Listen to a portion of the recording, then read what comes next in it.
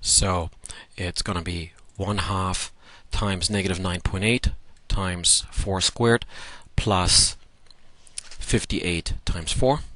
And on the calculator, therefore 1/2 times negative 9.8, again gravity tries to pull it down, times 4.0 squared plus, and this was 58 meters per second, times 4.0, and I come up with an additional height of 154 meters. So during the engine, or while the engine is still accelerating, it goes up a height of 32. Then the engine is done, and that goes on for an additional 154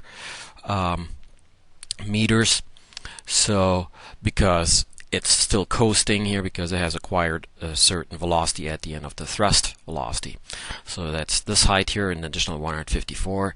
The result here is kind of interesting, that this one here, it's actually during its coasting phase until a parachute deploys. That's a whole lot higher than during the thrust phase itself. The 2 I add to the total height, so that's 186 meters, and I said something about 2 significant figures, so I'm going to just round this here to 190 meters. And now you would do the same for the yellow rocket with slightly different engine, and all the numbers are given here. Okay. It was a very windy day, and we really couldn't measure how high the rockets went up, and we estimated 200 to 300 feet, which is between 60 and 100 meters, and you can see that that is appreciably smaller than what I just calculated, 190 meters. If we had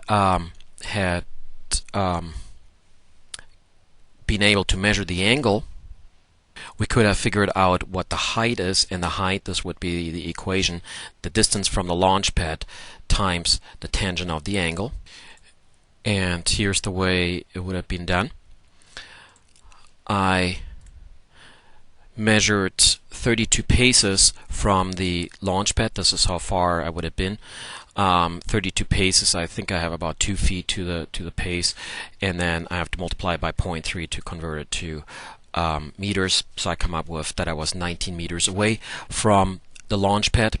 So D is 19 meters, and if I had been able to measure, this is a made up angle, I would have measured perhaps 73 degrees. So what I do is I take 19 meters times the tangent of 73 degrees, and that gives me a height of 62 meters. That's what I would have measured had I been able to measure. But you don't need this because as I said, we weren't able to measure it, so I just give away how high it actually went in our estimate respectively. If we had measured an angle, this is how high it could have gone.